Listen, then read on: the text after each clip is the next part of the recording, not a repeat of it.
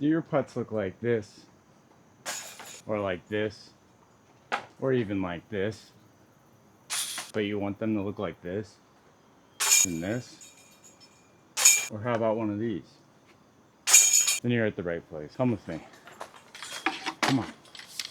Come on, don't be shy. What's up, guys? Welcome back to Becoming a Better Putter here with Full Tilt. Today we're going to talk about spin, or generating spin. A lot of people, when they're first starting out, struggle with generating spin off their putt, leading to them throwing, a wobbly putter shot that's not consistent, or it's too high, which is appropriate for certain situations, but low ceilings and other factors, we're trying to eliminate that, and we're trying to have you generate some more spin. If you haven't seen the previous videos, make sure you go and check them out, because you'll be a little bit behind from everyone else. We've talked about grip, kind of float shots, and then just finding a comfortable stance for you for like a 15-foot putt. All those kind of tie into this. I want you to kind of generate your own form, but hopefully use these tips. Before I start, like always, not a professional, just an average Joe, but these are things that I have done that have significantly increased my putting percentage and made me a better putter, and these are drills that I've developed or thought of just out here in my backyard. The goal of this is kind of just to get you guys brainstorming, show you what works for me. Hopefully it helps you, but then also you can use it to generate your own technique, because that's the awesome thing about disc golf. Not everyone puts the same, not everyone throws the same, but hopefully this gets you thinking in the right direction. So starting off, you want to get yourself some disc. I would say 15 disc is perfect for the repetitions that we're doing for today's drills. If you only have one putter, that's fine. You're just going to be getting a lot of steps in. They don't have to be the same. If you guys know, almost none of these putters are the same. There's a couple same ones in here, but when we're just getting the reps in, to me personally, it doesn't matter. They're all just used discs that I've collected that I use for practice. So starting off here, like I said, I just want you to get a bunch of discs. We're going to really over exaggerate the spin to start. I always start my putting sessions with this little drill just to work on generating spin and get my fingers warmed up and get my wrist in action. Like I said, this is going to be over exaggerated. This isn't what we're going to be using, but it helps your mind get used to the spin. This is something that I think we need to cover before we move on to the next couple topics in the next couple days to come. Take your putters, and we're just going to stand still. I want you to get in a comfortable athletic position, but just stand still, get your comfortable grip,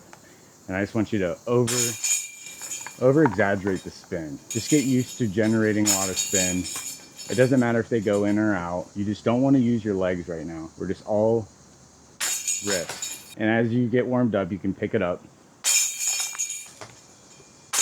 I usually do about 15 to 30 of those just to get warmed up. Once I feel warmed up, then I kind of progress to steps 2. So now that you feel like you're warmed up a bit, like I said, 15 reps, 30 reps, whatever you're feeling like, until you feel like you got a comfortable idea of how to generate spin. Now we're going to move on to step 2, which is kind of like a lag drill and incorporating legs, but also incorporating the correct angle for us to use a proper putting form as well as the spin. So I want you to get in a comfortable putting position, whatever it is. For me, it's about a straight on to 30-degree back leg loaded up. Like I said, this is all covered in the previous videos. Get a comfortable grip, and we're just going to do a little push front foot spin.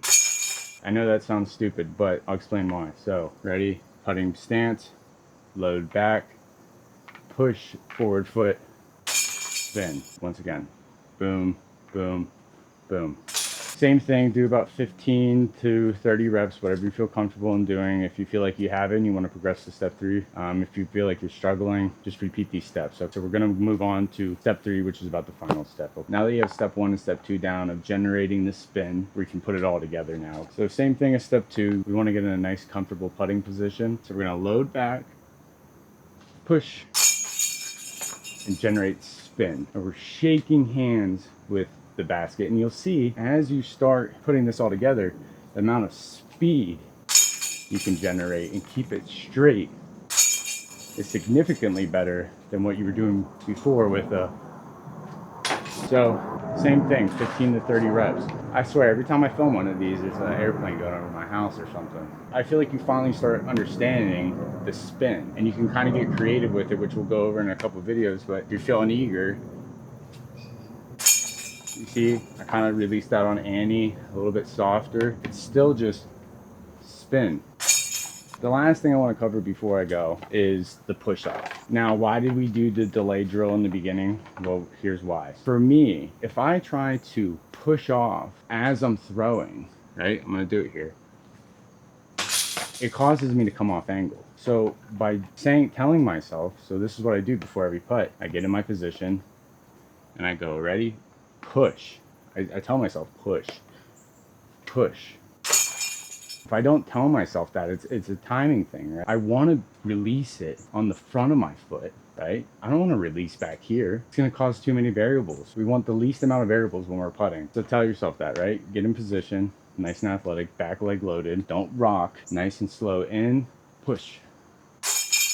And that's really all it is. So in the next couple of videos, we're going to talk about different angle controls. But to be able to get there, I feel like understanding how spin works and how to generate spin. And the more you do this and the more times you practice this throughout the days until my next video is released, the more you're going to understand how to angle and how to change the angle of a putt with minimally changing your stance, overall increasing your circle one percentage. If you feel like this video helped you, make sure you leave a follow and a like. Like always, if you guys have any tips for me, because I'm trying to become a better putter, put them in the comment section below. I'll check them out, see if I can incorporate them into my putting routines to make myself a better putter. That's it. Stay tilted.